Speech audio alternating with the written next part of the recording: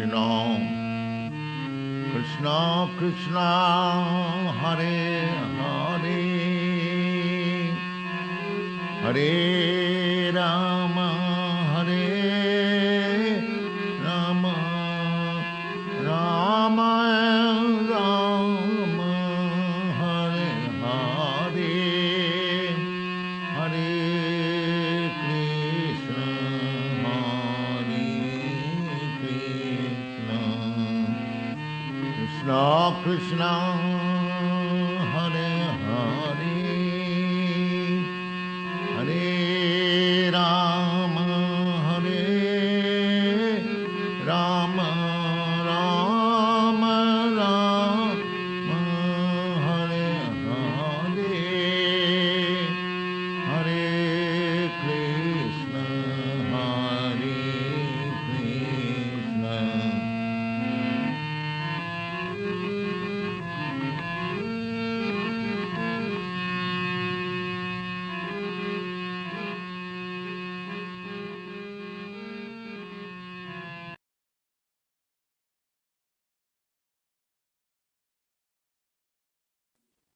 Hare Krishna, glories to Srila Prabhupada and the Sankirtan mission that he inaugurated with us, with all of us in the West in 1965.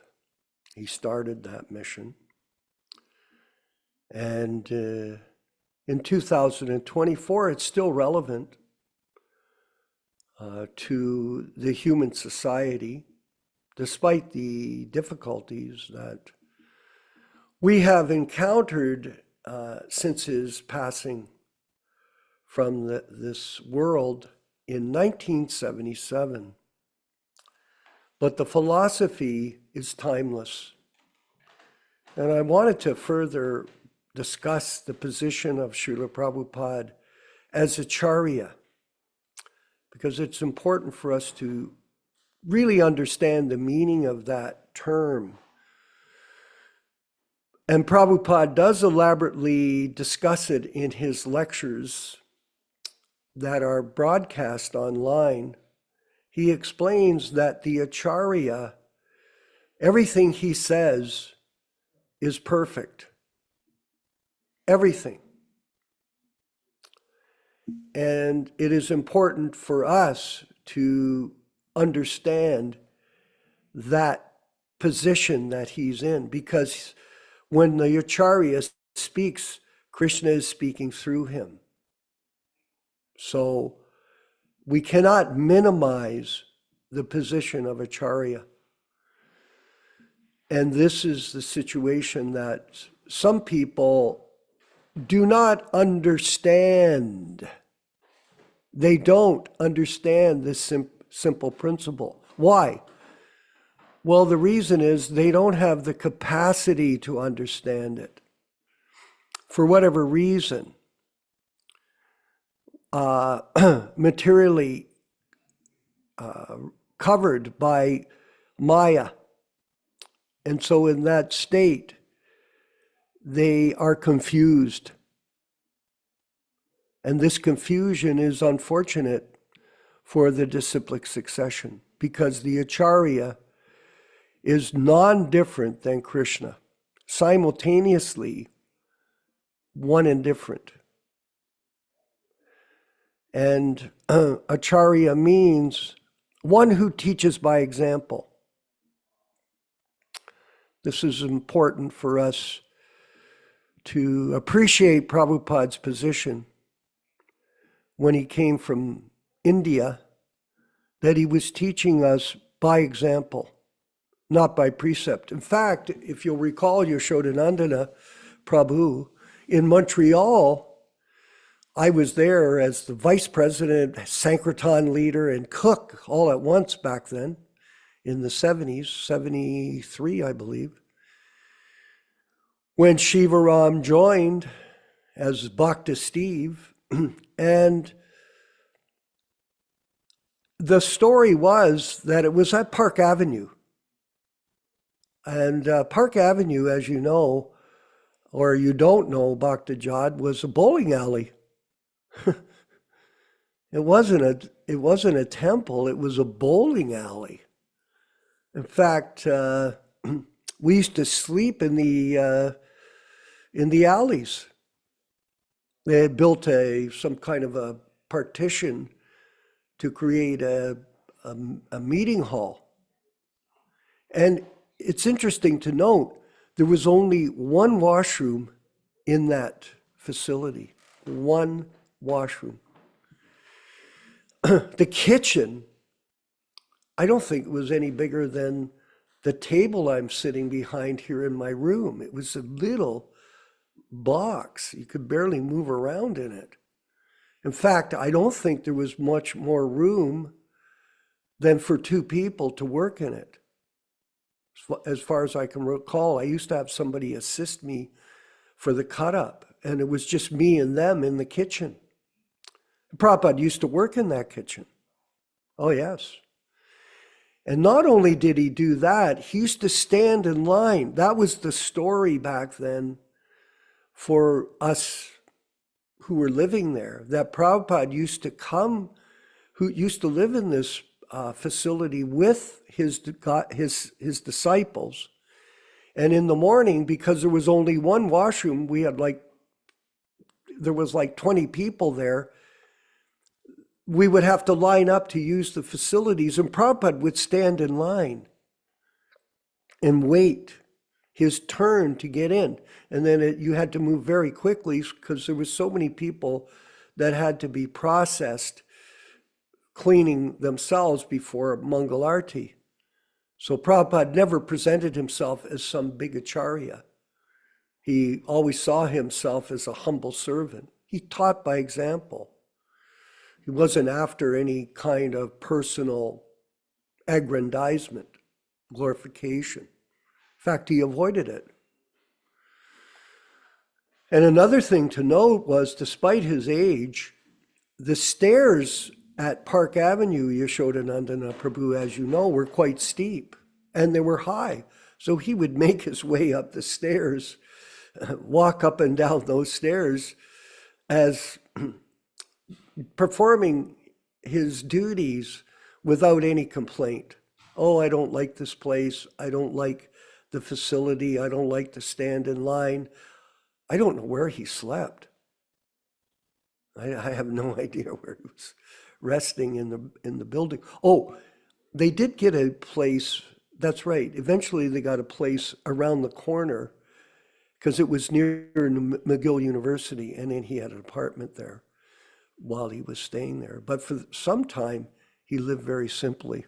And this is the responsibility of the devotees to understand what is the behavior of a pure devotee. That's why we're reading these diaries so meticulously.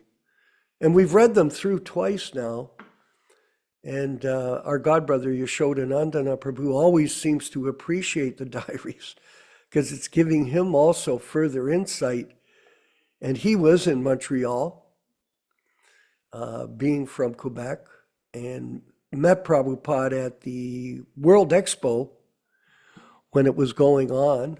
And that was his first encounter in 67 Expo, and then 69, I believe, he met Prabhupada again and took initiation.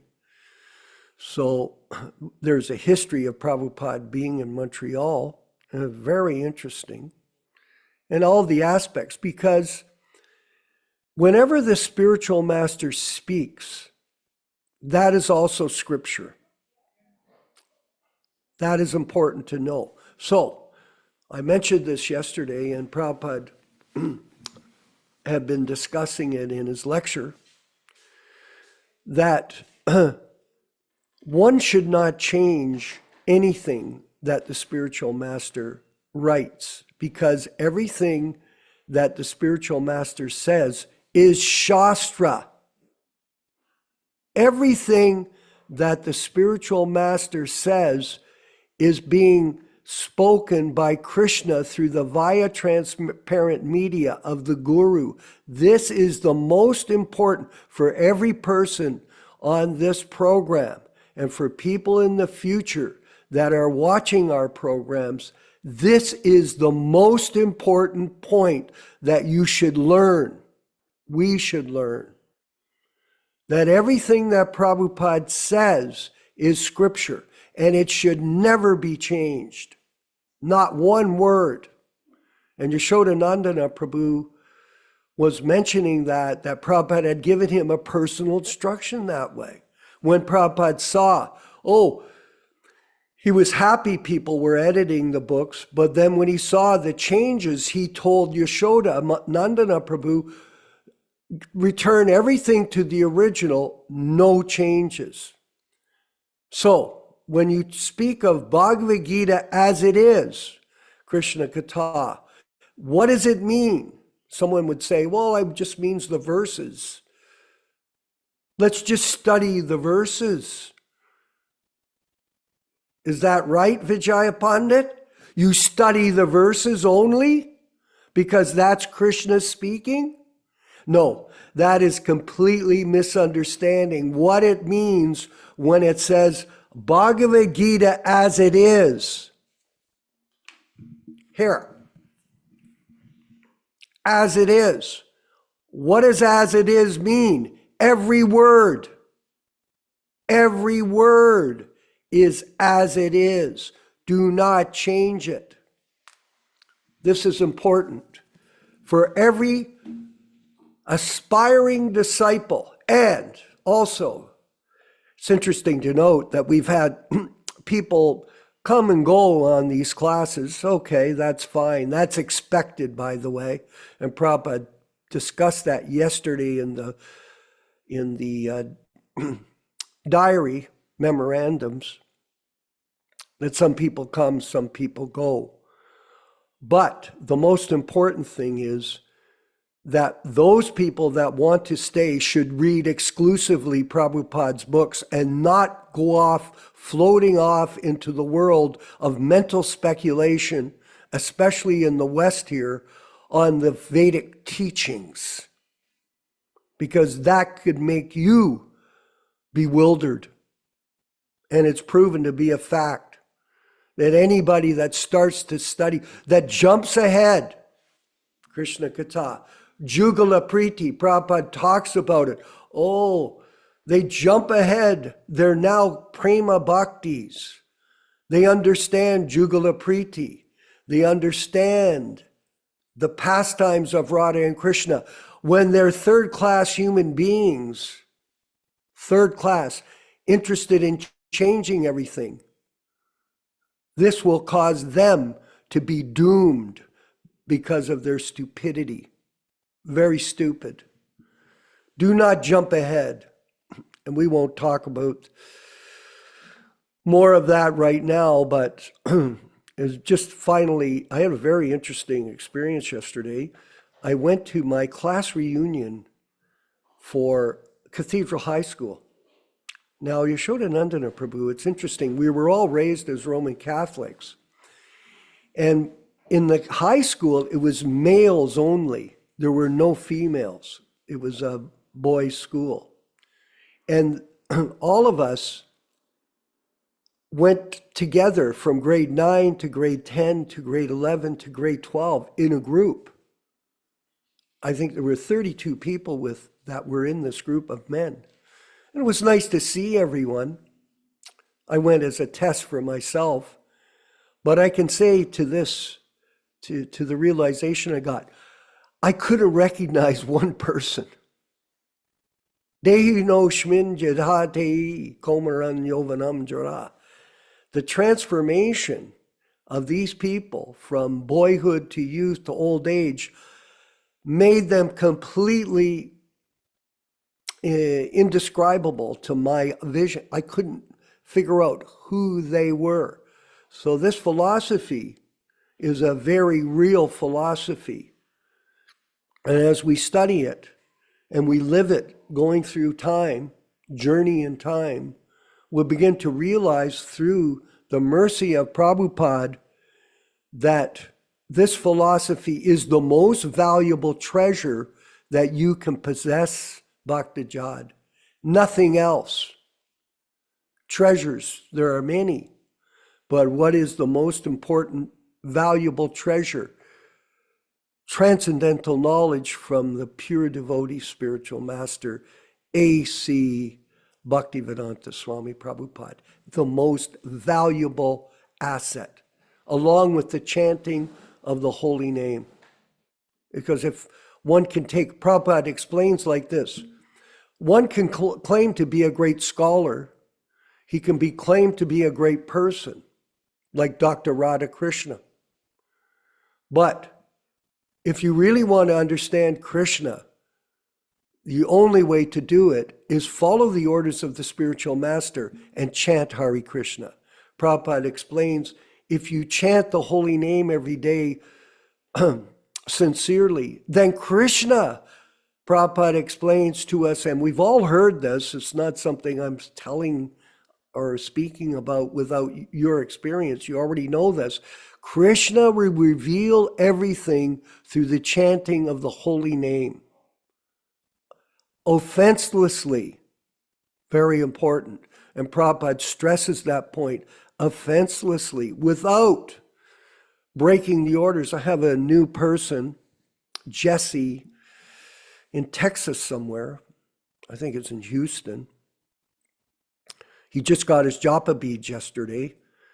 I told him, go get your japa beads online, and in this way, if you start chanting, that'll enable you to make advancements. So the chanting of Hare Krishna under the direction of the bona fide spiritual master is the secret, the mystery of Krishna consciousness, because Krishna will reveal everything to us through the chanting, not through academic study, not through any other process than simply chanting the holy names every day without fail. 16 rounds minimum. So we're going to go now to the, let's see, this Hertik Tapati. We're going to have questions later, Prabhu. So I'm glad you put your hand up, but it'll be after the class discussion and reading with Yashodanandana Prabhu. We're going to read an excerpt from a morning walk conversation with His Divine Grace in New York on July 12th, 1976. Tamal Krishna. If you could bring that up, hopefully. I'm not sure who's...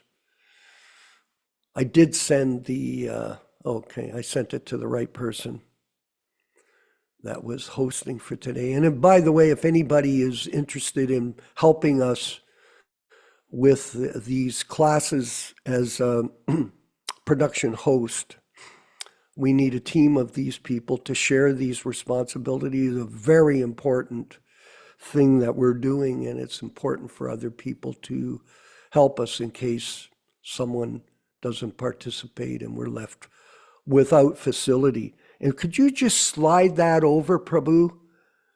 You're on the wrong side of the page there. Go to the left side, the first page. Thank you.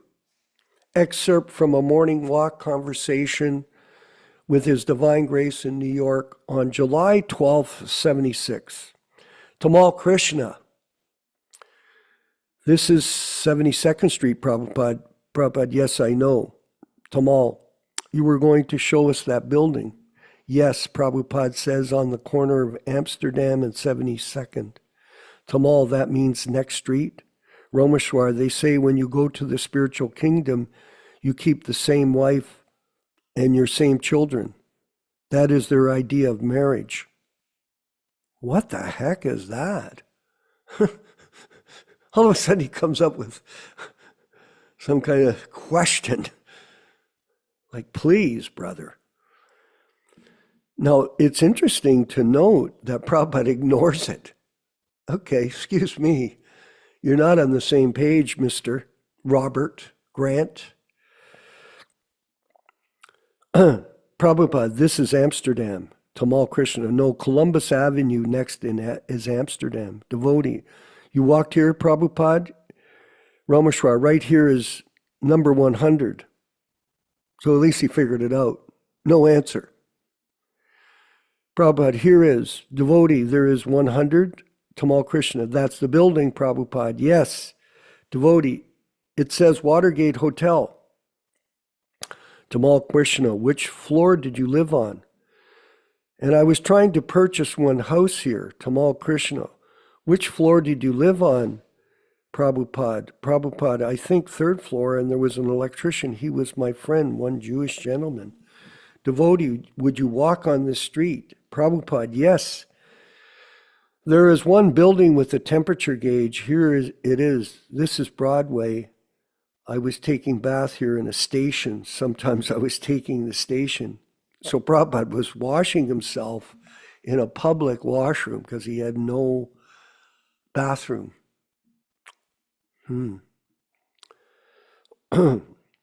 This is Broadway. I was taking bath here in the station. Sometimes I was taking the station. I think the building is new. I was going to Dr. Mishra's apartment for cooking. No kitchen. What street did he live on? Prabhupada, he, 78th, the Riverside corner. Yes, I was purchasing my goods from this store, devotee. West End Super Rent? Prabhupada, they were charging a little chili powder, 25 cents. In India, it may be 1 anna. Tamal Krishna, are you purchasing here? Prabhupada, yes, because I was going to cook my food there, so whatever I needed, I used. So Prabhupada was very diligent about cost. Even like he was saying, oh, it only cost a penny in India, but 25 cents here in America.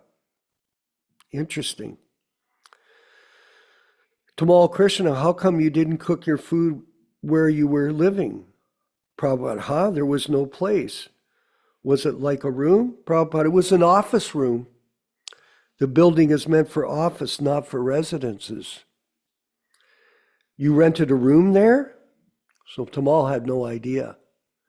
Prabhupada, yes, I was paying $72 a month. Tamal Krishna, and where did you sleep? Was there a bed? No. Prabhupada says there was bed, there is toilet and water, but no bath and no cooking. Devotee, did you have to go there to bathe also? Yes, I was taking bathing there. Tamal Krishna, where did you sleep on the floor? Yes, I had a little platform, Prabhupada says, so on that platform. Tamal Krishna, you're the most bold person in the whole world, Prabhupada. Devotee, I will never be able to do what you have done. Alone I was doing, Prabhupada says that, and then gradually 1 or 2 boys began to come. Tamal Krishna, did any of them come up here or who are still with you now? No. No, Prabhupada says. Nobody was still with them. So many people come and many people go. That is reality. Whether we have 35 in the class or 25 or 50, it's fluctuating up and down because some people come and some people go. Harisari, Mukunda, Prabhupada, all of them. Oh, excuse me. Only when you went to downtown did the permanent men come. No one was waiting to visiting you up there, Harigriva. No, they came there, 2nd Avenue. So Harisari says, Mukunda, Prabhupada says, all of them. Rupanuga, that's amazing. How long were you there, Srila Prabhupada? Prabhupada, here about 6 months. Then when my things were stolen, then one boy was coming, his name was Paul Murray. He invited me that you come to my loft, and he took me to the Bowery Street. So we're getting complete background right from Prabhupada here on his early days. This is not some concoction from the Leelamrita by Satsrup. That's all. They don't even mention, they call him David Allen or something. They don't even call him Paul Murray. They didn't even know his name, but they had the nerve to put out a biography. Devotee, I met that boy in Amherst. He has a boutique. He's selling clothing. Tamal Krishna, you must have felt very bad when your things were stolen. Prabhupada, yes, I felt a little disappointed, but some friends, they offered me, never mind, take my typewriter. Somebody, you take my tape recorder. Tamal, oh, things were very easy here. Harisari, not easy. Radha. Krishna always provides facilities. So here everybody's telling Prabhupada the philosophy. Talk, talk, talk. Shut up. Prabhupada, there was no difficulty I got from other friends. Tamal, so you moved down to the loft? Prabhupada, that boy, I gave him Haridas, who was in San Francisco. Tamal Krishna, yes. Prabhupada, so this Paul Murray, Haridas, left New York. He went to San Francisco. His name was something else. What is this? Tamal Krishna, it's a steel factory. This is near the Rath Yatra carts. Okay, so 76. Prabhupada, steel factory, very good house. Tamal Krishna, yes. Hari Sori, Paul Murray, he was the boy that went crazy. Prabhupada, yes, he was an LSD man. Tamal Krishna, LSD man? He tried to attack you?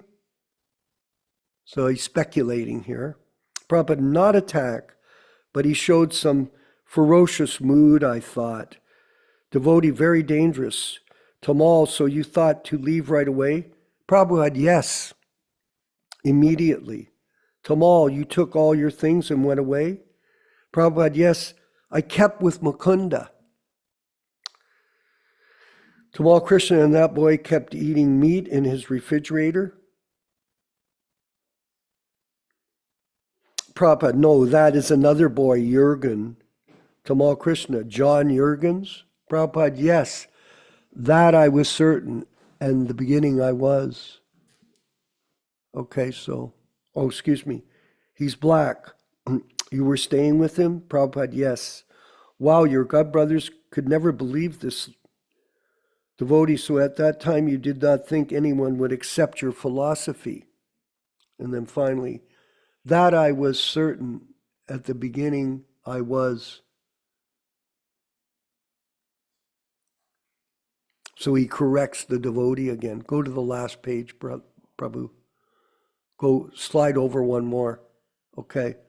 That I was certain. So Prabhupada saying, I was certain people would accept what I was saying. Romeshwar, Prabhupada was certain that they would accept. So speak for Prabhupada. Thank you, Romeshwar. All glories to Srila Prabhupada and the Sankirtan mission that he started in 1965 in New York City. We'll move for the Kirtan, the Bhajan, Radha Madhava, and then the class from the original Srimad Bhagavatam with Yashoda Nandana Prabhu in California. All glories to the Sankirtan mission. Jaya Radha Madhava Kunja Bihari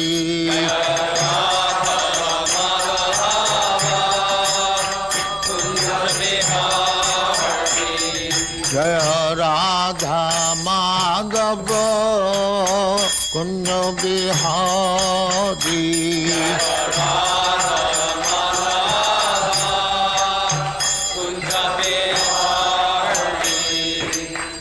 Yashodanandana Brajajana Ranjana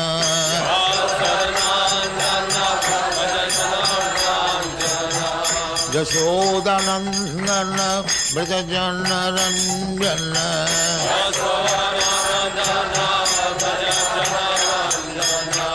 Jamuna Tira Banachari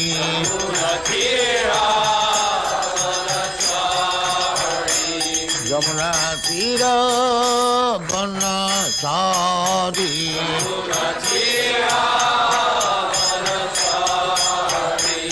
Jaya Radha Madhava Kunja Bihari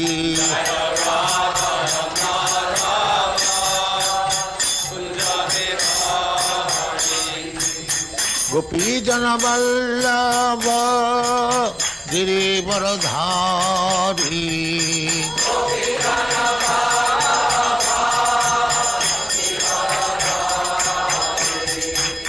गोपीजन Vallabh Girivardhari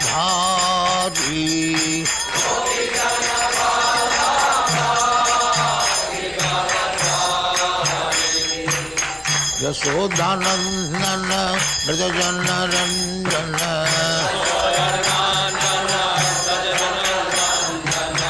Yashodanandan ब्रजजन Ranjan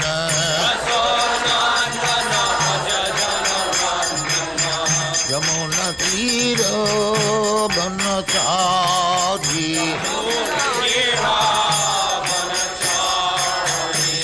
Yamuna तीर बनचारी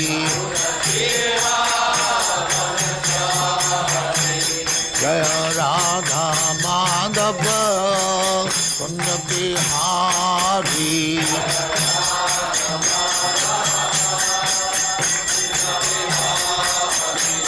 जय राधा माधव कुंज बिहारी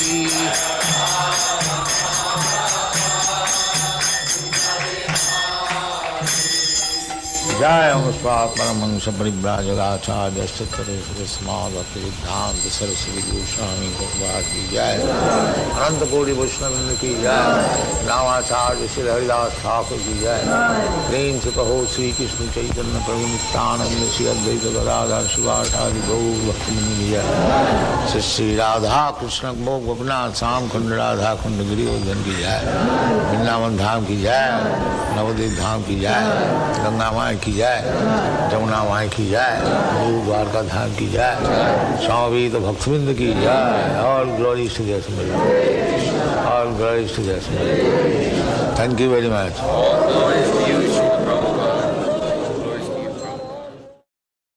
ओम नमो भगवते वासुदेवाय ओम नमो भगवते वासुदेवाय Om Namo Bhagavate Vasudevaya. O my Lord, Sri Krishna, the son of Vasudeva, the all-pervading personality of Godhead, I offer my respectful obeisances unto you from Srimad Bhagavatam 1:1:1. Narayanam namaskritya Narayanam namaskritya Naram cheva narottamam Naram cheva narottamam Devim saraswatim vyasam Devim saraswatim vyasam Tato jayam mudirayat Tato jayam mudirayat. One should utter the means of conquest, Srimad Bhagavatam, after offering respectful obeisances, 1, to the personality of Godhead Narayana, 2, to the Narayana Rishi, who is the supermost human being, 3, to the Mother Saraswati, the goddess of learning, then 4, to Srila Vyāsadeva, the author, from Srimad Bhagavatam 1-4. Welcome everyone to this reading and discussion on Srimad Bhagavatam. As we do every Sunday at this time, we will be reading from the original 1962 New Delhi edition.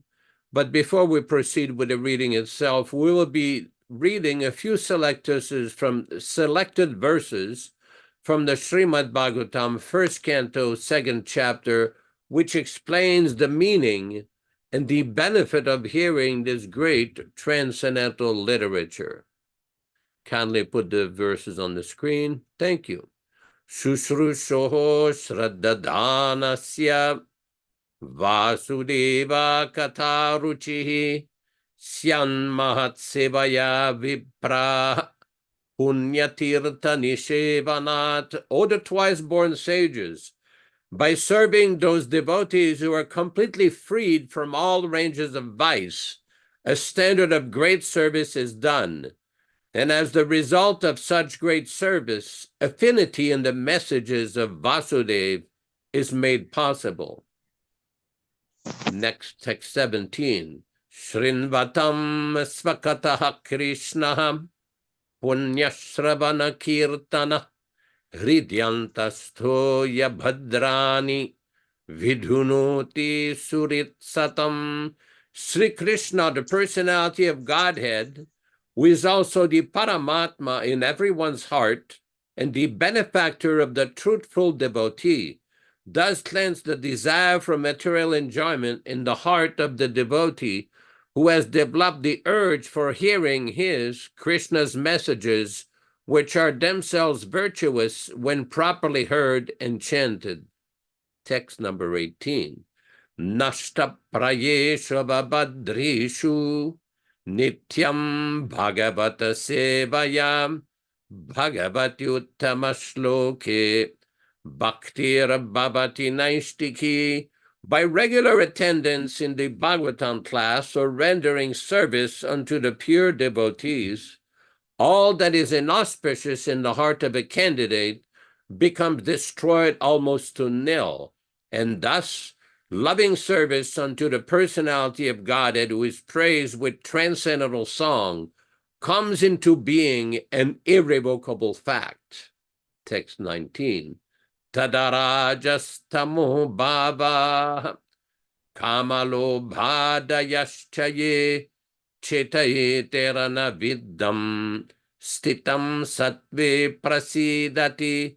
As soon as irrevocable loving service is fixed up in one's heart, at that time the effects of the modes and the nature's mode of passion and ignorance, such as lust, desire and hankering, etc., do disappear from one's heart, and he becomes fixed up in a mode of goodness, which makes him completely happy.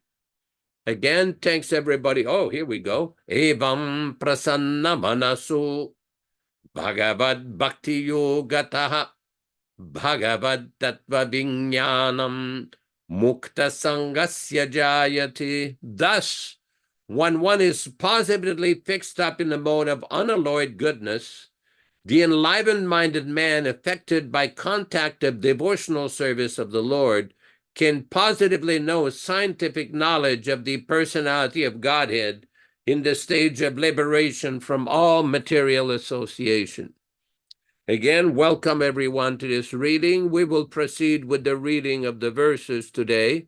It's to be noted that all these synonyms, verse translations, and purport by His Divine Grace, A.C. Bhaktivedanta Swami Prabhupada, founder Acharya of the International Society for Krishna Consciousness.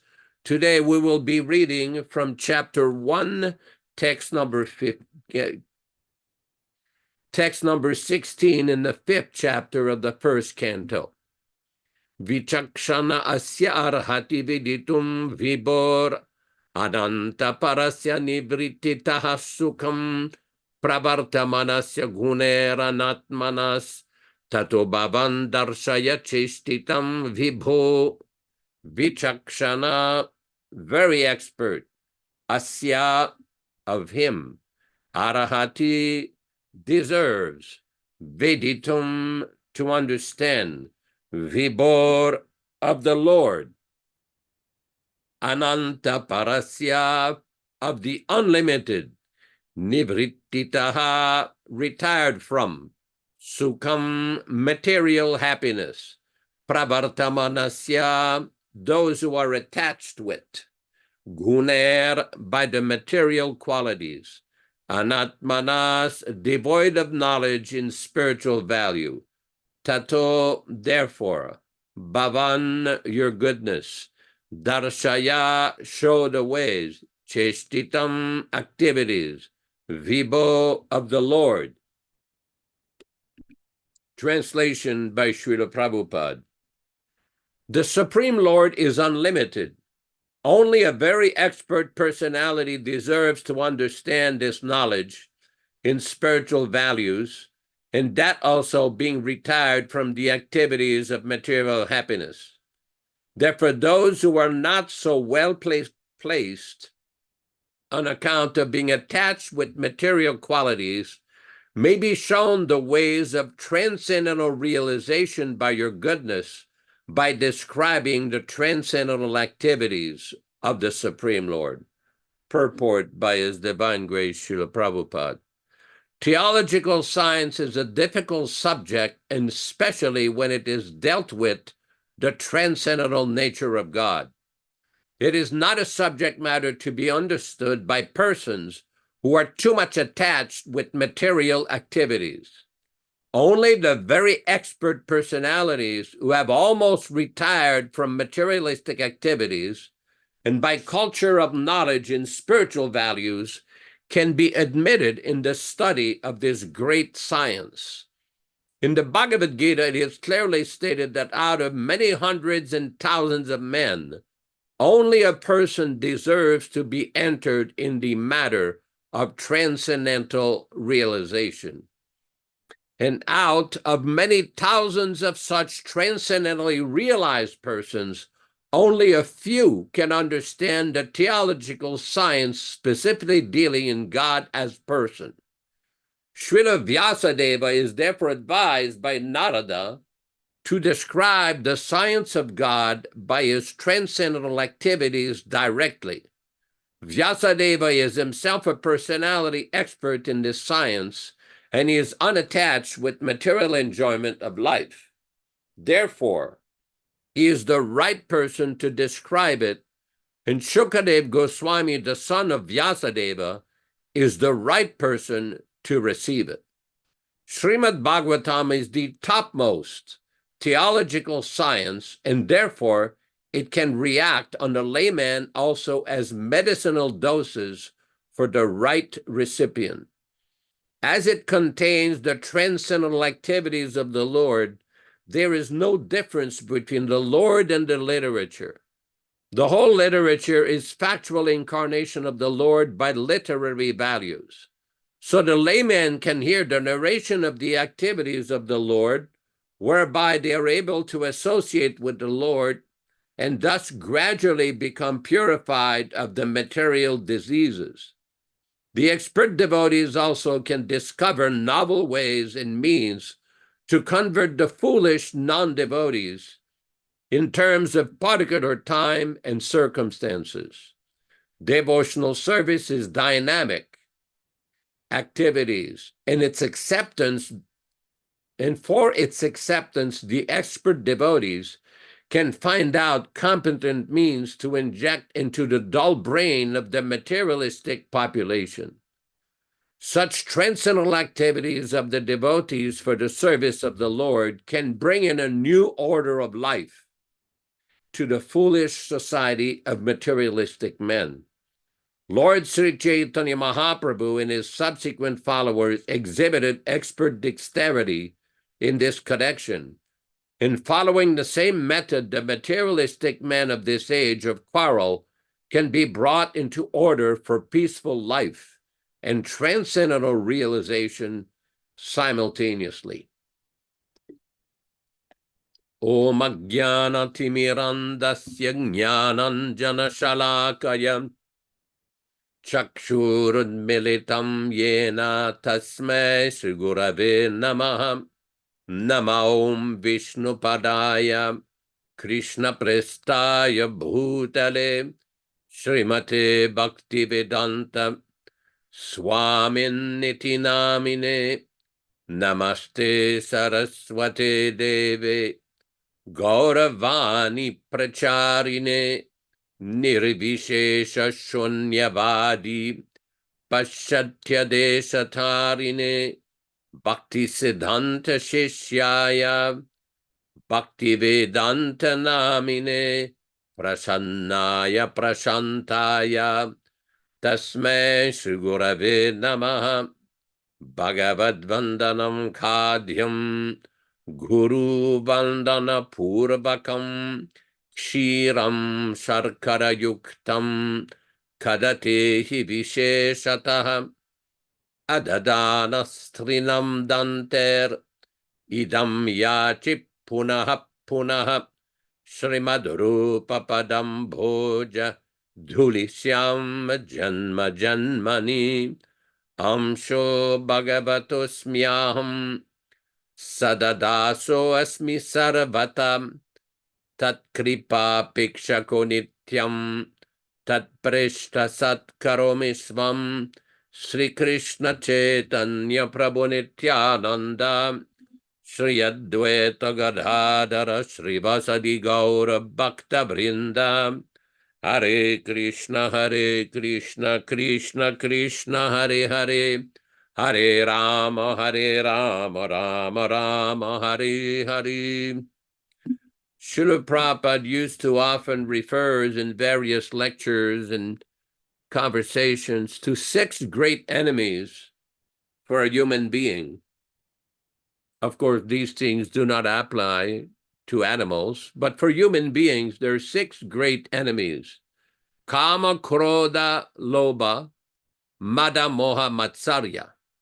Lust, anger, greed, madness, illusion, and envy.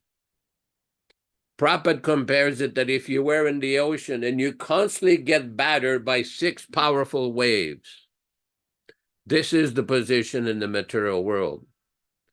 Just like we read in the beginning of the Srimad Bhagavatam, before every class, we keep reading the same verses explaining what is the meaning and benefit of hearing Srimad Bhagavatam. Because one devotee recently said, well, I've already read all this. I've already read it a few times. I said, oh, that's really nice. It's really good that you've read this. But Prabhupada many times told us, read the books again and again. And number 2, discuss it in the association of devotees from all angles of vision. The problem is, we have seen this before, and I'm sure many of you will understand what I'm talking about. The minute you start discussing that is not in line with some particular institutional party line, then you're treated like an enemy. You're treated like a dissenter, a persona non grata. And then it's elevated to a higher level, or you're envious, you're a rascal, you're a fool, you're a demon, you're this and that. No. This is not the way that intelligent, cool-headed Brahmins and devotees, aspiring transcendentalists, should behave. Even if there's a difference of understanding, a difference of realization, that is no reason why another person should be insulted, he should be derided or decried or attacked like it took place recently. Why do we say this? Because in order to understand the absolute truth, one has to utilize the intelligence in a cool-headed way.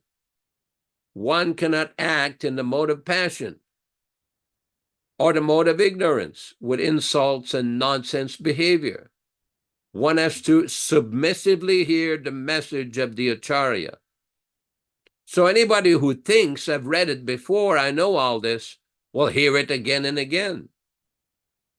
In 1970, in July, when the Nectar of Devotion came out in Los Angeles, California, the ISKCON Temple, some devotees who took a look at that book, they started to, as I remember, I was in some of these discussions, people said, well, this seems to be a little advanced, especially in the later part of the books. It seems to be complex and not easy to understand. So some devotees approached Srila Prabhupada and brought this issue that this book that you have just published, Nectar of Devotion, which is a wonderful English presentation of the book by Rupa Goswami, Bhakti Rasamrita Sindhu, the foremost authority in the Gaudiya Sampradaya. This book seems difficult to understand, especially in the later chapters of the book. It's not easy to comprehend all of these points that are being made. And Prabhupada said, if you do not understand, read it again. But then devotees brought the question, well, Prabhupada, even if I'm reading it again, what if we still don't understand it? Prabhupada says, read it again and again in the association of devotees, and someday you will understand. The point is that we have to develop the taste for hearing from the Acharya. That is the issue. Not simply to say, oh, I've read it before. Let me go on to some other, Govinda Lilamrita or Rasa Lila. Okay, that's nice. But Prabhupada has taught us the system. Just like Sometimes when there's a major crime wave or a serial killer, which is a great menace to society, the government will engage the very best detective to investigate this. And in the United States of America, they'll get the FBI, they'll get some very sophisticated labs to investigate any piece of evidence they have. They'll bring in all kinds of risks. Why? Because serial killers and serial molesters are very dangerous to human society. Same thing with people who counterfeit money. Immediately, the FBI is a special division. They will go after these people. Why? Because it disrupts their entire monetary system, whatever the value of that system may be. But they put resources to identify and solve the problem. Similarly, whenever we see that there are disturbances in the application of Prabhupada's teaching, the teachings of a great Acharya, it's up to us to use our brain and our intelligence to identify and precisely understand what is the root cause of the problem. What is the difficulty? And I want to repeat this point that Vishwakarma Prabhu made. He was referring to a conversation I had with Srila Prabhupada in 1977 in Vrindavan in his room at the Krishna Balaram temple. This followed what is came to be known as the rascal editor's conversation, where it was brought to Srila Prabhupada's attention that some devotees had been re-editing his books in his presence. Now, I'm not referring to what many devotees have done with adding an index of verses, the Sanskrit diacritics at the end, the glossary, and all these wonderful things that make Srila Prabhupada's books very scholarly and authoritative. This is not what I'm referring to. What I'm referring to is people interfering with Prabhupada's original purports and original commentaries. When Prabhupada heard about this, he was not happy. And he gave instruction that the next printing again should be the original way. As an expert, self-realized soul and pure devotee, he knew that this could lead to very dangerous consequences. After this conversation, everybody dispersed, and some way or other, I end up in Prabhupada's room sitting there. And as those of you who have been in India know, there is fans constantly moving to cool down the room. And to prevent papers from flying off, they'll have some crystal paperweight on the desk. And Prabhupada took his paperweight and slammed it on the desk with a thunderous sound. And I was startled. And he pointed his finger at me angrily. He says, "You there, you there. You tell this GBC that if they change one word from my books, it will spoil everything I have done. Now get out and tell them." I was so frozen, I could not move. Prabhupada said, "You get out of here and go write a letter. Out." So I went out, told the story to the late secretary, went and wrote the draft of a letter, which eventually was sent to Satsvarup Swami. Not much ever came out of it. No corrective action was ever taken. But the result here we are 46 years later with two entirely different sets of literatures.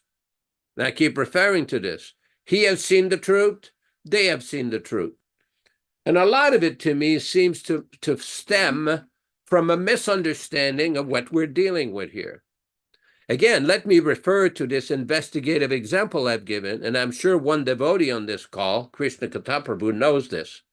He was a professional, very successful investigator with various police department, other agencies. Sometimes when a case gets very complex, the FBI will bring some expert psychologists to analyze the mindset of this particular type of criminal, to understand how they operate, how they think, how they function, where they're likely potentially to function next, to attack next.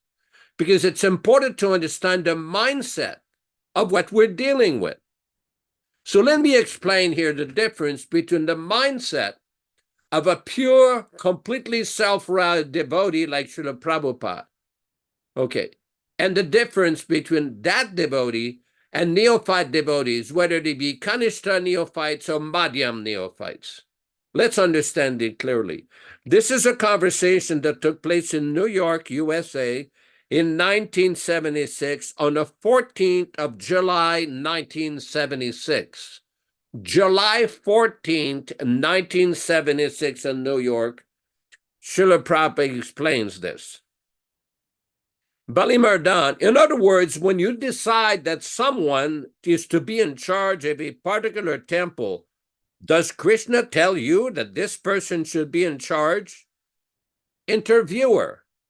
Or do you, by judging him, say this person is qualified?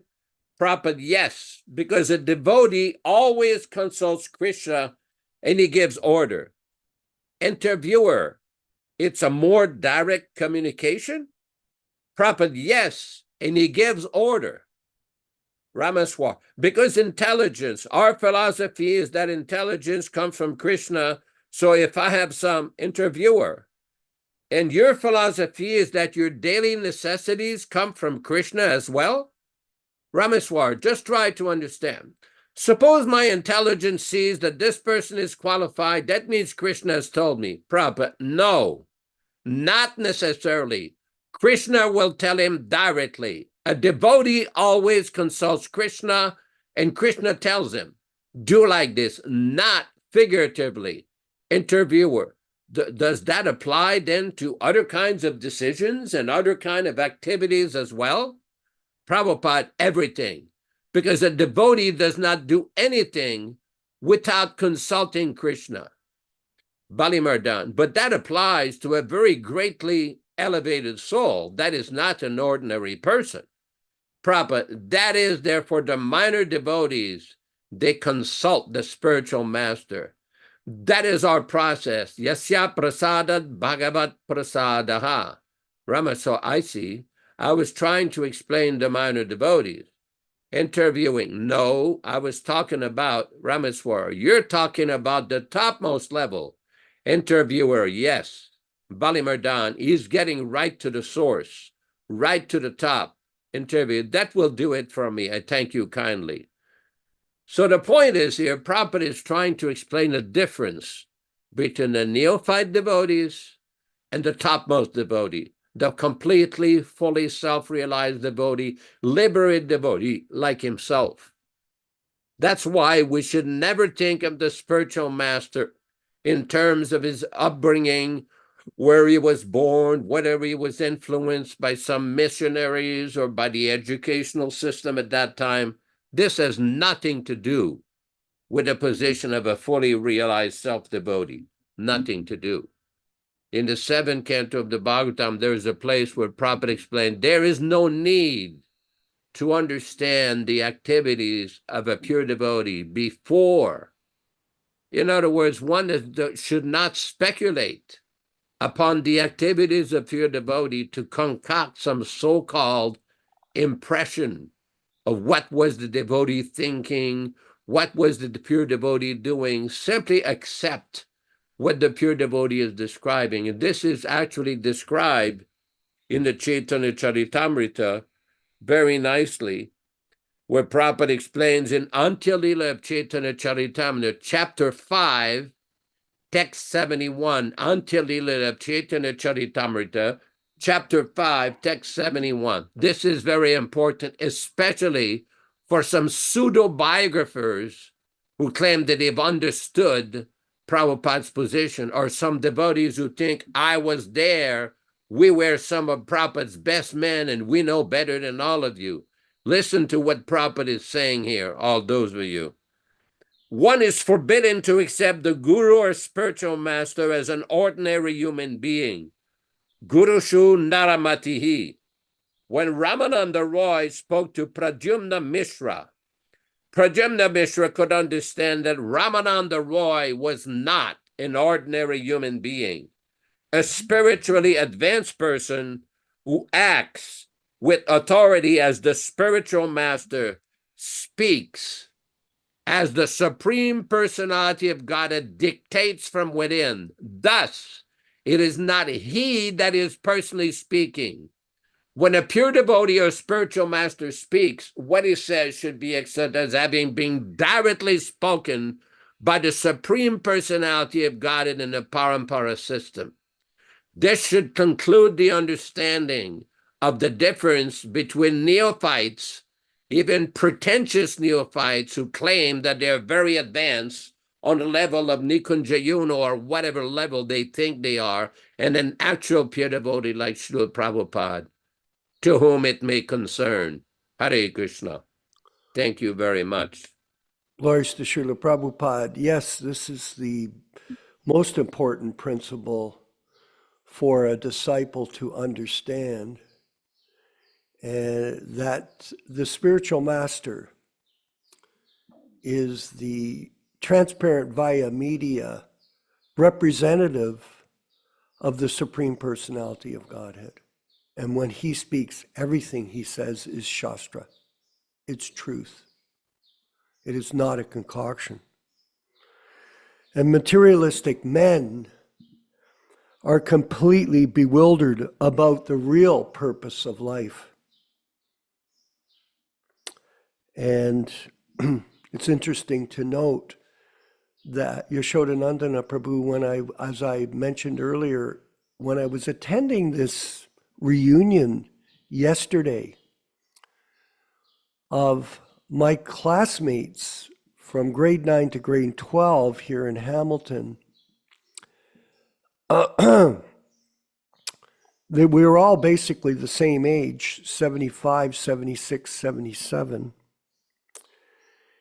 And even though these people were very successful, it appears that the whole class achieved some kind of material success. Some were doctors, scientists, construction builders, that at the same time, they had no idea why they were born. They were all complete fools because they had no opportunity to get any association from someone that knew anything except mundane knowledge. Mundane knowledge is, Prabhupada describes it as, the postgraduate study is like a slaughterhouse. PhD means plow department, he explained. So material success and spiritual success are like night and day. You're completely two different directions that people can go in. And 99% of the people are completely lost in this world. And the only way that they can understand the purpose of human life is Krishna Katha, through the association of pure devotees and their pure and their sincere disciples. Sometimes people want to minimize Prabhupada's disciples. And this is the case because of so many different mishaps on the road of the disciple in following the spiritual master's instructions. I know in the Gurukula system, so many people that were brought up in that system have a great disdain for the Prabhupada disciples because of a variety of bad experiences they had with them. So what happens is everybody becomes lumped into one package. If you're a Prabhupada disciple, you're basically out of your mind. And that's the reputation that's come about because of the deviant behavior of many of our God brothers on many levels, as you discussed, in terms of changing the books, for example, and ignoring the reality. I was speaking to Krishna Katha yesterday about this fact. And I wanted to mention there's a devotee in San Diego named Dravida. Now, he is a compadre of Jayadvaita. And Krishna Katha recently was at a class, and Dravida was reading from the Change Gita. And as he was reading, Yashoda, he stops and he goes, oh, here's another I'm going to paraphrase. Here's another mistake. I'm going to have to go back and correct this. It's not that they're just correcting from the past and leaving it alone. They're constantly reviewing and changing the philosophy according to their perception as third-class human beings. It is going on in real time today, not yesterday only, but today. And this is the madness of the bewildered third-class human being. It's actually another point that I brought up to Krishna Katha is that they're concluding also, oh yeah, I'm going to go back to Godhead. They're so confused. There's another compadre in that group. His name was Kadamba Kanana. He's another disciple of Jayadvaita's. Well, birds of the same feather flock together. And after his departure recently, he died of some kind of extreme cancer. He announced that he had made a video of himself that he wanted his disciples to watch 17 days after his departure.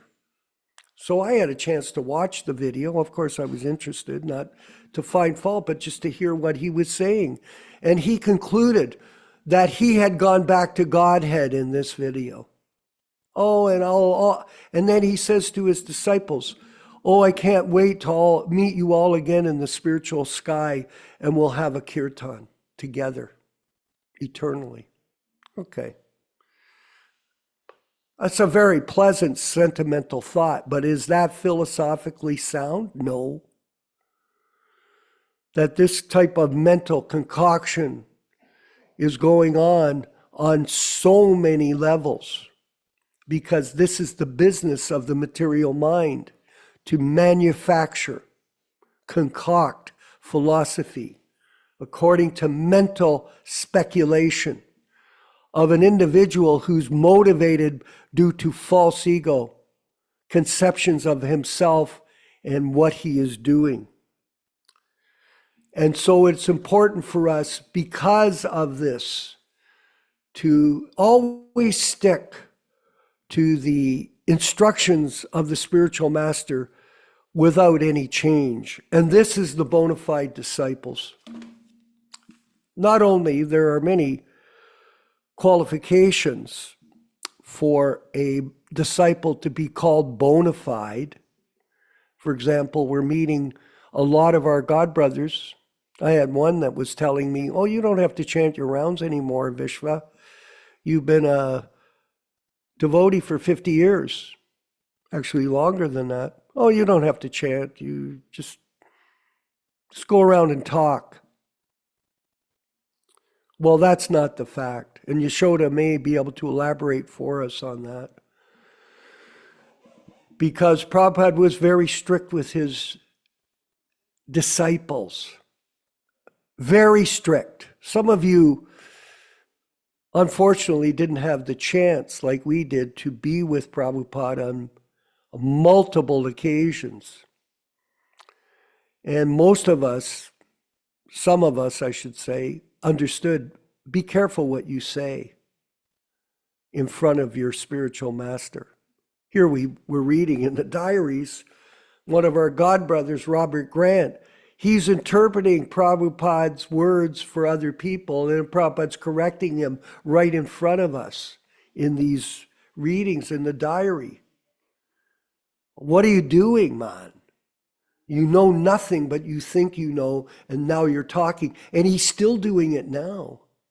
It's not that he stopped being stupid. He just keeps going forward and forward, pretending, posturing, and posing as an ex-guru. Krishna Katha knows the history of this person in detail.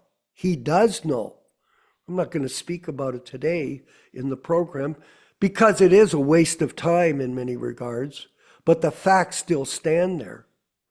It's like the same with, we're seeing Yashodanandana Prabhu, all these pictures that are coming up of Radhanath. And people are writing extensively about his past life as a member of the New Vrindavan community and how he participated in the conspiracy directly to kill Sulochan.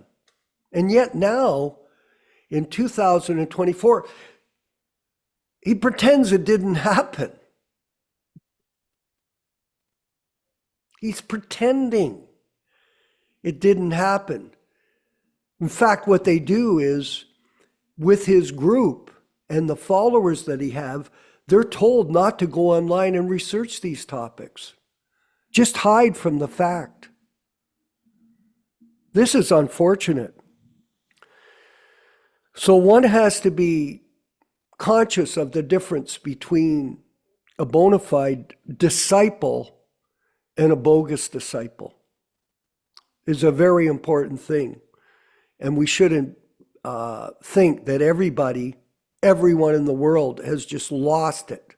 So Prabhupada had 5,000 disciples, 4,876 or something like that. And nobody knows the philosophy. Well, we ask people, we've got so many people these days, Yashodanandana Prabhu and myself, requesting initiation. Oh, I want to become a Prabhupada disciple. Hey, Yashoda? He asked me, is this another lunatic asking me this question? Well, who is this person? So what we do is this, simple. If you're interested in becoming a disciple, come to our classes. These classes are very important. All of the features of them, and I know many of you do appreciate them. Some don't, but many do. Many hundreds of people do, and that is very valuable because it's very rare to find a message like this which is being presented without adulteration. Go ahead. If you don't like it, go make your own class. If you don't like it, go join Radhanath's class. People go, well, that's very harsh. Well, what are we supposed to say? Stay with us? If you don't like it, go with somebody else. If you think we're fault finders, if you think that we're blasphemers, we're not. You are.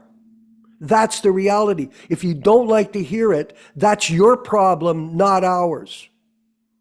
This is a bona fide process. And we have bona fide disciples here. We have a lot of them, actually. The largest community of bona fide disciples that I can think of on this planet at this moment. And people should be very respectful to this environment. Very respectful. I sent a clip to Yashodanandana Prabhu yesterday of this Khabib fellow.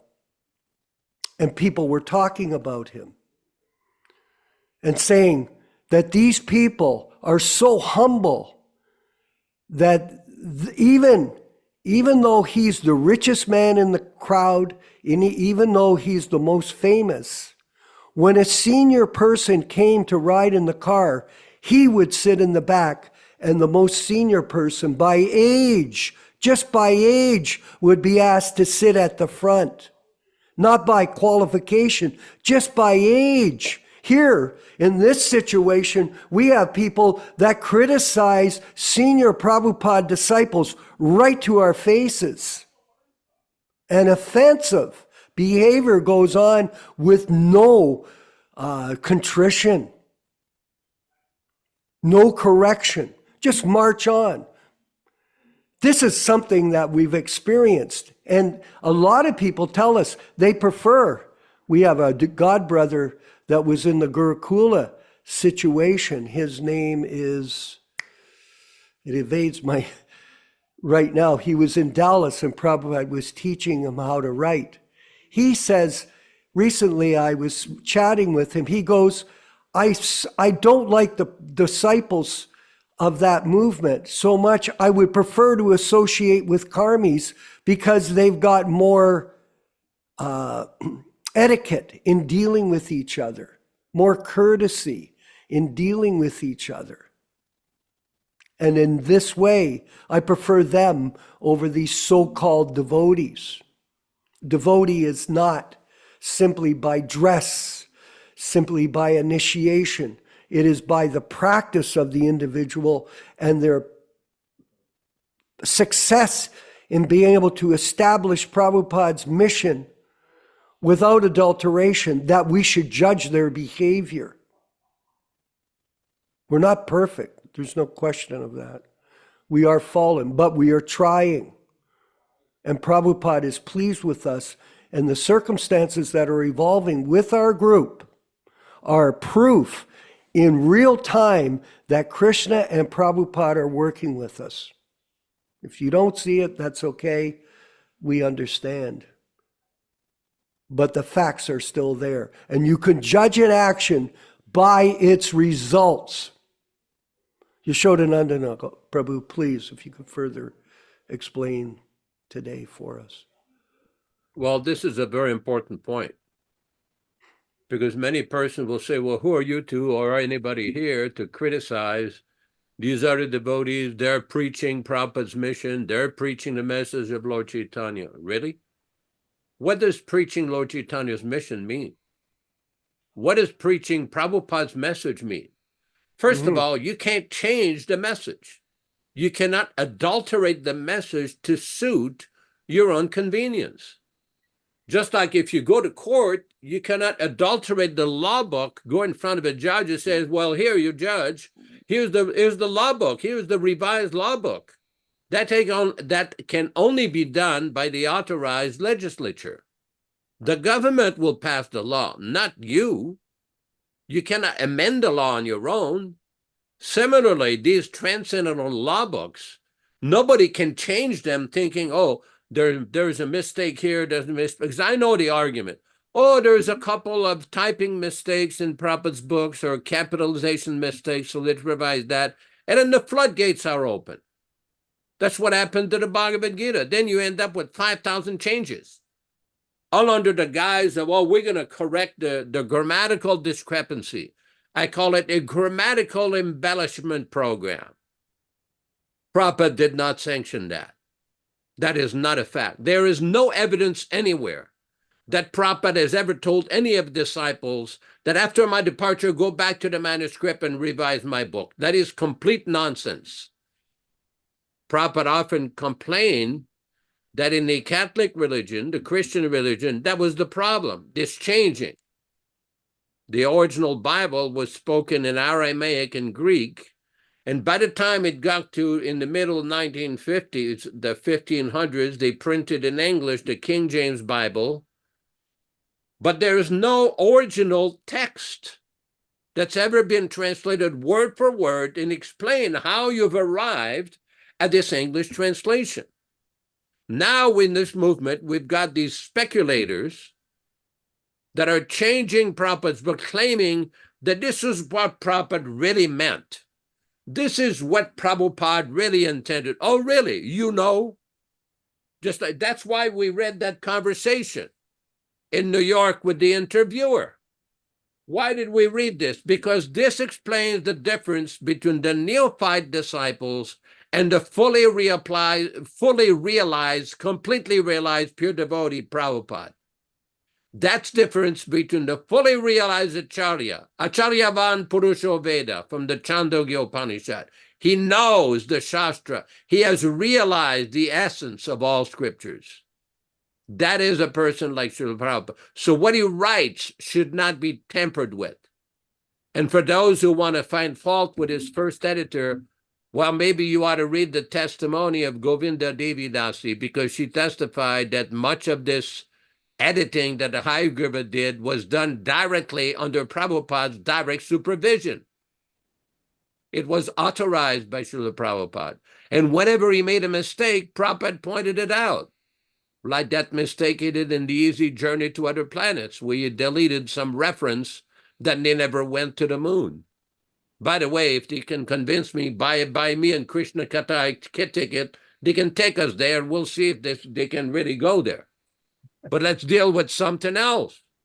Those persons who have unauthorizedly changed Prabhupada's books under the plea of grammatical correctness, you're disconnected from Prabhupada.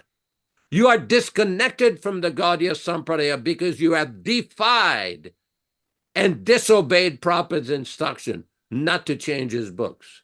Very dangerous tendency. Very dangerous tendency. Nobody should believe this nonsense. When Prabhupada translated Bhagavad Gita, chapter 4, text 34, he had seen the truth. No disciple has the authority to change that. I don't care how great Sanskrit scholars they think they are, because in Sanskrit, the word upadikshanti is plural.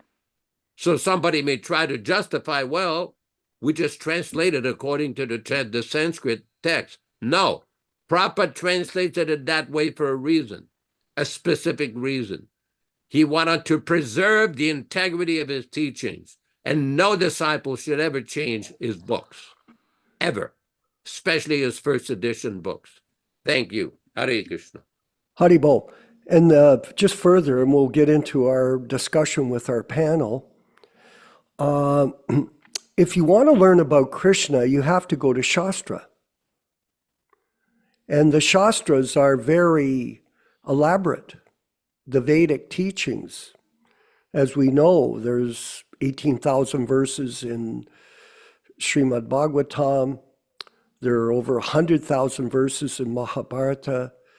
There's the Itihasas. There's the Puranas. There's the Gita. So many verses. So we study these books. Yes, we all study them. I mean, that's part of being a student. But if you want to be connected with Krishna, you have to be connected with Prabhupada, because he is giving the insight for us as the representative of Vyāsadeva into who Krishna is. So that's why we study Prabhupada's books. This is part of our program. We chant, we study, we control our senses. We don't eat more than necessary. We practice celibacy, all of us. We work at that. Very important part of this spiritual process. And in this way, by performing devotional service under the guidance of the pure devotee, then the spiritual world becomes revealed to the disciple. It unfolds. Maybe not in this lifetime, but this is an imperishable, indestructible science.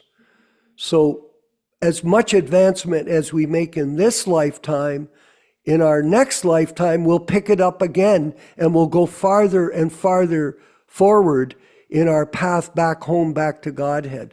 There is no loss or diminution in this process of devotional service, none whatsoever, except if people are offensive. It is offenseless chanting, offenseless service that will allow you to get the understanding and be able to speak to other people. And maybe if you're lucky, Bhakta Jad, make one devotee. Not go 50 years and never make one person a devotee, because you couldn't make yourself a devotee. That's right. You couldn't make yourself a devotee. You couldn't act as a first-class gentleman. You acted like a fool throughout your life. And in the end, you die, and whatever happens at the court of Yamaraj, that's up to them, not to us. Dharma Bhavana Prabhu in Dallas, Texas, and we'll get to you, Bhakta Jad. I see you had your hand up, but Dharma Bhavana, maybe you could share some insights with us on today's discussion. Okay, just a second. Yeah, Hare Krishna. there you are. I had maybe a question or two questions and a comment. Sometimes devotees want to read in a group, and they go to their cell phones and go to PrabhupadaBooks.com or Vedabase.com. And sometimes a comment is made on PrabhupadaBooks.com that the software is defective and you can't really find the right purport or something like that. But my other comment was that at Vedabase.com, it seems to be all the translations, it's the adulterated, changed version. So that was kind of my first observation, that I don't really know too much because I don't go to these very often. So I'm kind of asked a question. And my other was that, since 1990, devotees have been trying to kind of restart the movement. Some of the younger devotees may ask the question, why it's taking so long? And I think everyone should know that devotees, we were all kind of struggling to make money, didn't have any temple or buildings, and it was just very hard.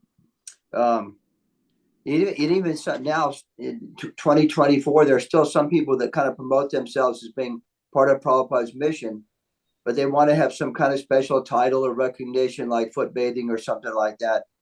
And it just seemed like kind of a strange thing. So I just thought I'd make these questions. Thank you. Yashoda, maybe you could respond.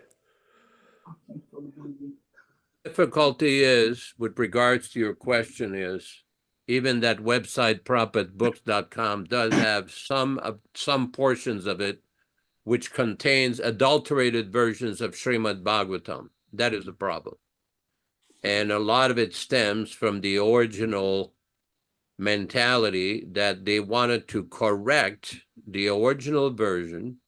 I'm referring to the BBT and BBTI, the original version of Srimad Bhagavatam that had been directly authorized by Srila Prabhupada, which was done by Hayagriva Das. And subsequent to that, after Hayagriva left for some time, some clever editors, and we didn't realize at that time who it was, they started to re-edit Srila Prabhupada books every time the book was reprinted. So during Prabhupada's manifested presence, they re-edited Ishopanishad, Teachings of Lord Chaitanya, Nectar of Devotion, the first 4 cantos of Bhagavatam. So many books were re-edited. Now the difficulty is, when the books were being reprinted after the first edition, Prabhupada insisted that they should put the list of Sanskrit verses, the Sanskrit diacritic, the index of verses, in a very professional, scholarly, academic way, which is fine. Nobody objects to that. The difficulty, when they started to interpolate and mess up with Prabhupada's purports and the translation of the verses, that's when the problem comes in.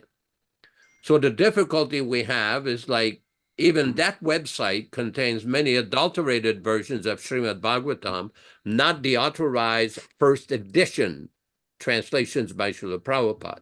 Now, in the future, we can hope that this can be corrected, but it would be a monumental task to basically have everything properly digitally, the first authorized edition. That is the difficulty.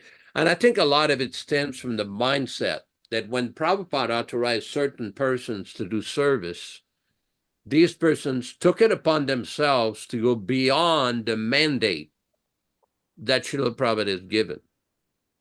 Just like if you have a police department have considerable authority to investigate potential criminal or alleged criminal activities. Detectives do that. But a detective or a police officer is not a judge. They can't issue a sentence right then and there. Although many of them are pretty well trained, they have a pretty good idea, based upon the alleged crime, what is their likely result and what kind of sentence they're likely to get because of practical education, experience, and training. But they don't have the authority to issue a judgment, a court judgment. A judge has the authority to do that, and that's the system. Prosecutors will bring the issue to the court. The court, then there'll be a trial, they'll be decided, then the judgment will be there. Similarly, the disciple's position is simply to follow Srila Prabhupada himself and his instruction, not to invent or manufacture or to amplify, to change so many things. Just like I was discussing with a devotee recently, in the first 4 cantos of Bhagavatam, compared to the original first edition, there's over 21,000 changes. We had this checked out. So the point is, who's done all this? We're not trying to accuse anybody or attack anybody. Everything should be returned to the first original printed edition. That's the bottom line. When Prabhupada said the next printing again should be the original way, is referring to the first printing edition. With regards to the first canto, that is the 1970-71 Hayagriva edited version under Srila Prabhupada's supervision. Thank you very much. Hare Krishna. Another point, Prabhu, I wanted to make for our group is to be aware, and Dharma Bhavana, you're right. There is a lot of confusion online on what source of books we should refer to online and what we shouldn't. And our Hare Krishna Society website, which is in constant development, is moving towards that direction where if you come to the site, you'll be able to link to only the authorized versions of Srila Prabhupada's literature online. This is another project we have with our group so that there is no confusion between who we are and who other groups are, because there are so many other groups that have emerged these days, individual corporations, individual gurus, individual missions by so many different people. So we're working towards that. Not only that, but nowadays there's also a lawsuit between BBT in India and KBI. So what's happened is that the BBT India under Gopal Krishna has brought about a lawsuit to stop the publication of the original books, which was KBI's mandate. And so because of serious philosophical misunderstandings in the minds of some of these people and their leadership, who are either here or were here or gone, it has gone into chaos now, complete chaos. So they're stopping everything for lawsuits. I was mentioning to Yashoda, Nandana Prabhu, that this group is Gaudiya Math Part 2 without any question. Even, I don't want to say worse, but it is worse because our mission is a global mission.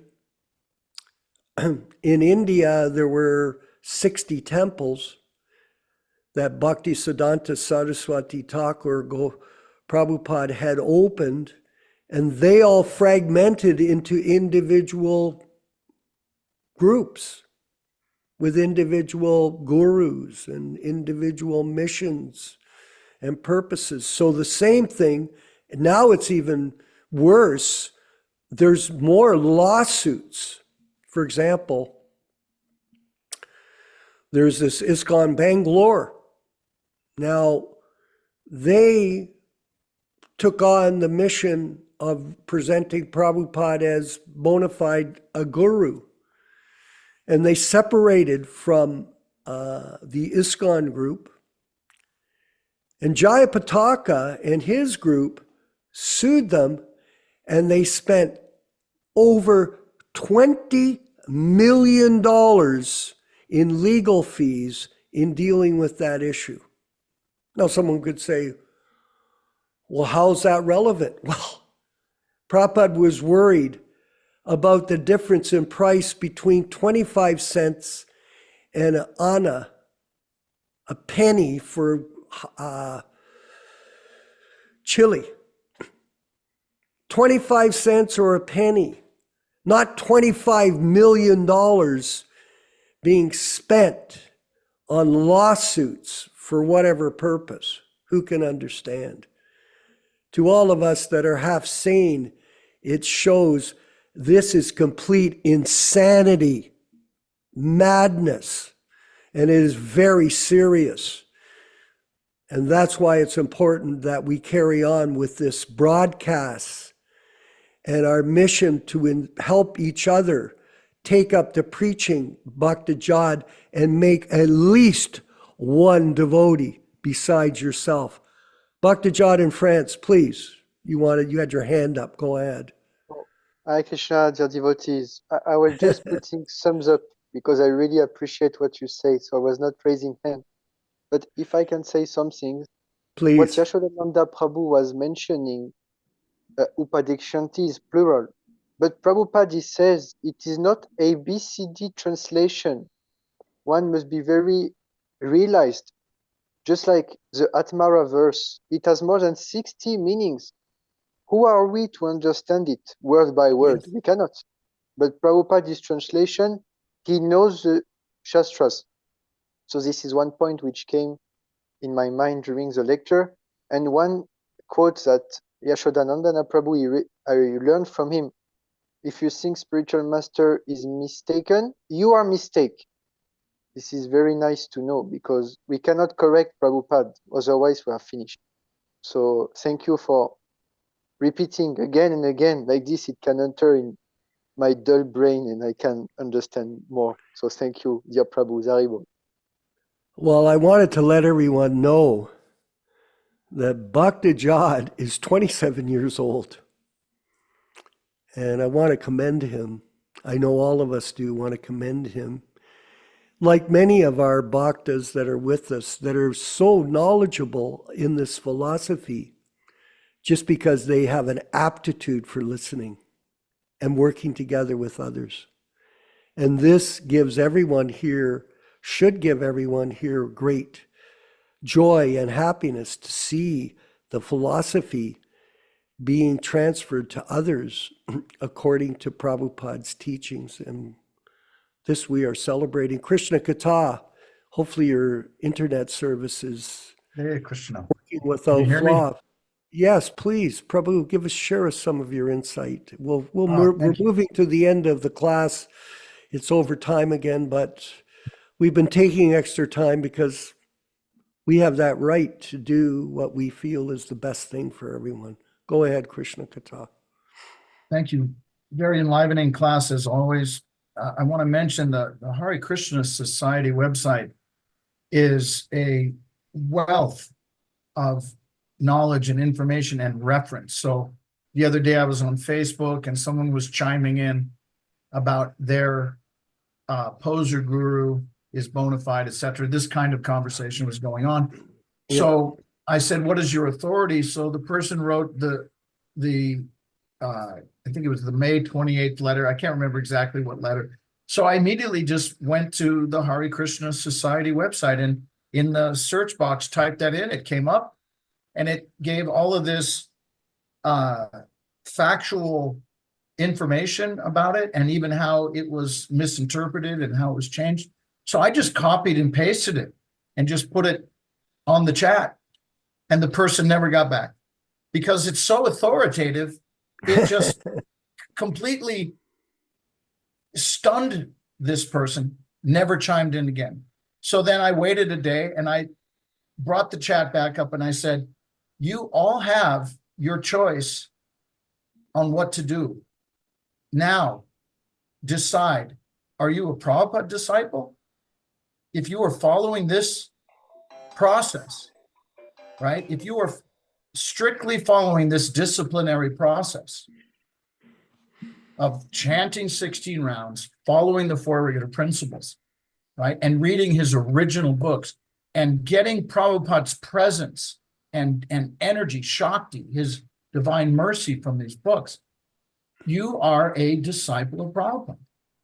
It's clear that these posers are just trying to attach themselves to the fame and strength and power of Prabhupada. And they're posers, they're cheaters. Prabhupada talks about this in his books. Yesterday, I was at the temple in Los Angeles, and I'm honoring prasadam with a devotee, that had taken an initiation from one of these posers. He was going on about how he met him in India and how he's been given this name, etc. And I said, are you chanting 16 rounds? Yes. Are you following the 4 regular principles? Yes. Strictly? Yes. Are the books you're reading Srila Prabhupada's books? Yes. Now, I didn't want to get too deep into being heavy with this person.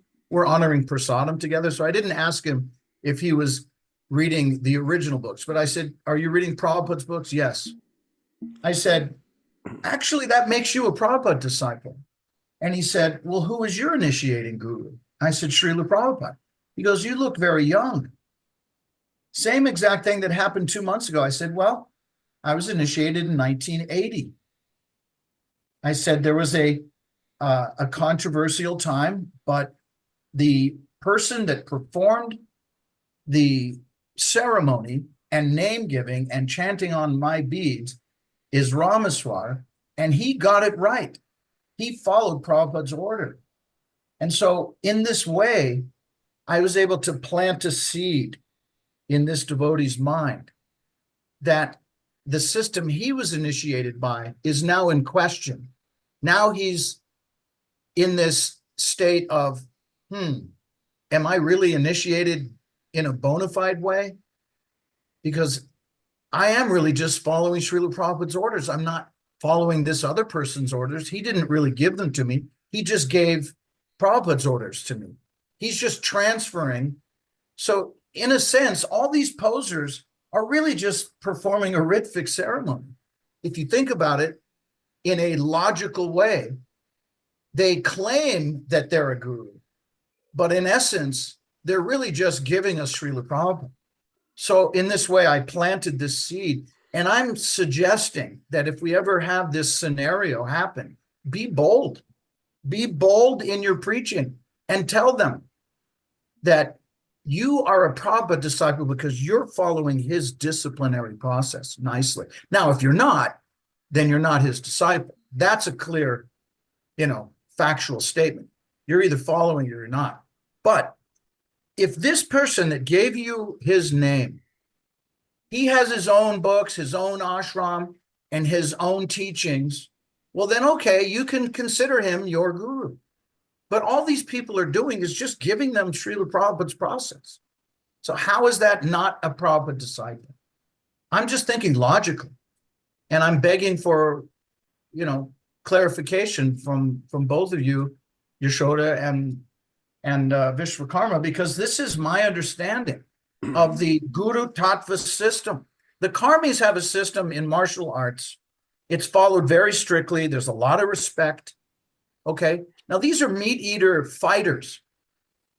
But if you go to any dojo right now that has the word jujitsu on the sign, I guarantee you that if you become expert in this system, you won't be a disciple of the guy that taught you in that local dojo in your city. You will be a disciple of the grand master who invented this system. He's the pioneer of it.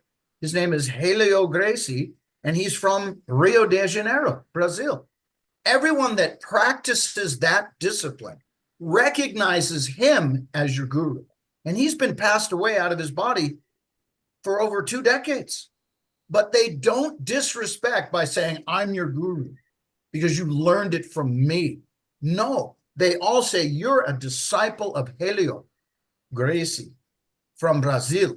That is their system. How come we can't follow that system? And their system is mundane. It's just a local way of fighting on this planet. And here we have Vaikuntha as our goal, Goloka as our goal. And we are disrespecting the spiritual master like this. It just makes no sense.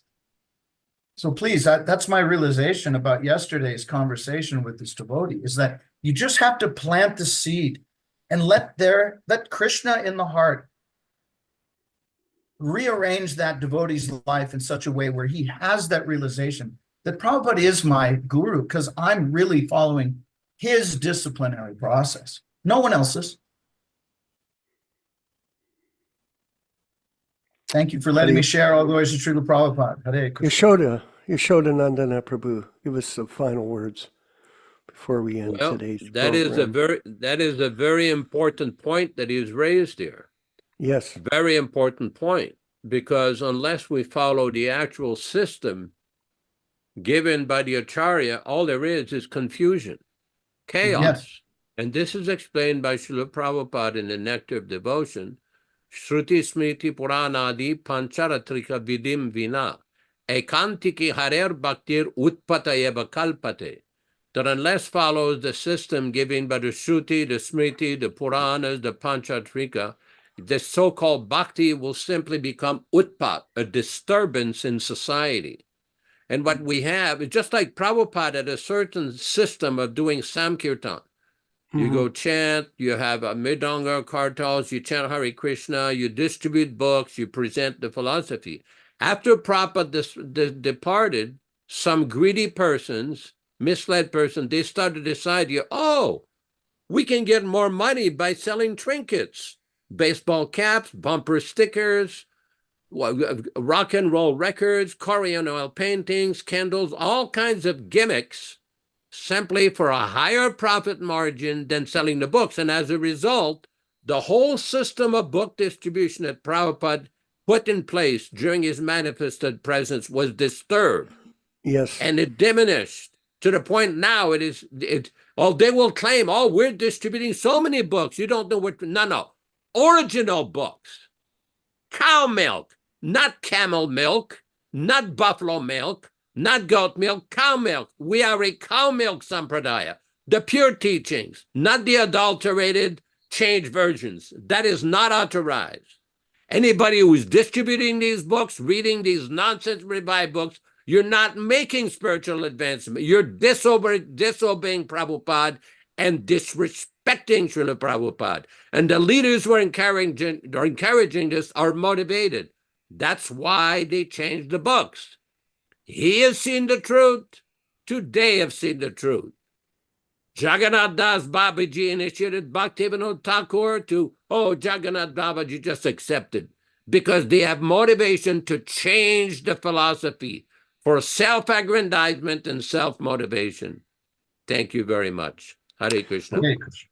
Thank you, everyone. Glories to Srila Prabhupada. It is 11:48 here in Eastern Canada and around the world. So we would love to carry on with the dialogue, but it has reached the end of time, of this time slot.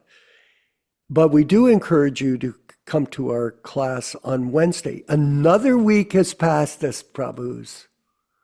We're already at June 9th, 2024, as we march forward into eternity. And I wanted to remind everyone, we're still running the GoFundMe campaign to raise money for our preaching work, for publishing books. So you're still in a position to go to the link, which was put up by Ron Singh. Thank you, Ron, for your service. We very much appreciate it. I love it when I say Bhakta Ron Singh. It actually sounds senior to many godbrothers that we have. That when you have bhaktas that know the philosophy so concisely and precisely different than some people that claim to know it and that are initiated, it becomes a glorification of Prabhupada's mission in their understanding of how they explain the philosophy to all of us. It's nectar to the ears, just like these classes and our discussions. And we look forward to seeing everyone on Wednesday night for Chaitanya Charitamrita discussion and reading as we march forward in this process of Bhakti Yoga together. All glories to Srila Prabhupada. Let's move together to the Kirtan with Prabhupada playing the bongo while we chant along with him back in 1966. Hare Krishna. Hare Krishna, Krishna Krishna, Hare Hare, Hare Rama, Rama Rama, Hare Hare. Hare Krishna,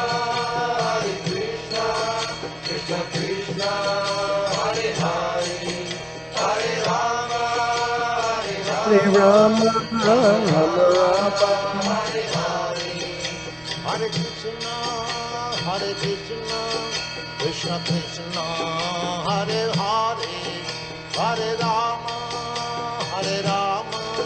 Rama Rama, Hare Hare. Hare Krishna,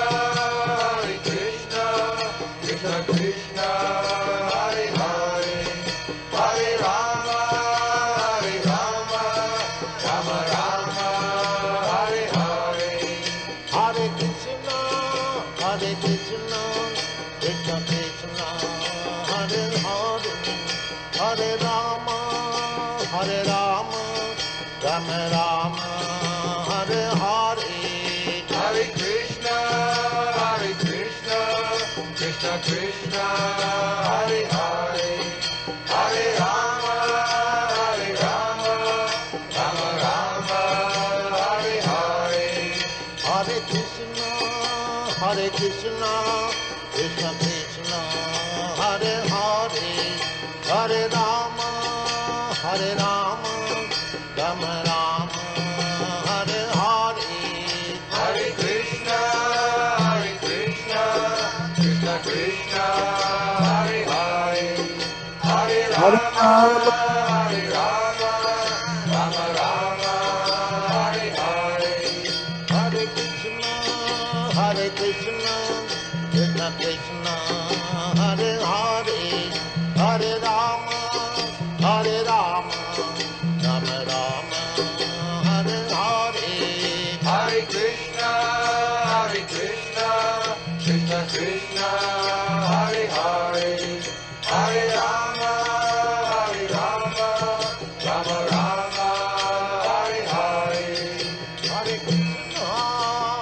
Krishna, Krishna Krishna, Hare Hare, Hare Rama, Rama Rama, Hare Hare. Hare Krishna, Krishna Krishna, Hare Hare, Hare Rama, Rama Rama, Hare Hare. Hare Krishna, Krishna Krishna, Hare Hare, Hare Rama, Rama Rama, Hare Hare. Hare Krishna, Krishna Krishna, Hare Hare, Hare Rama, Rama Rama, Hare Hare. Let us offer our respectful obeisances to all the Vaishnava devotees of the Lord.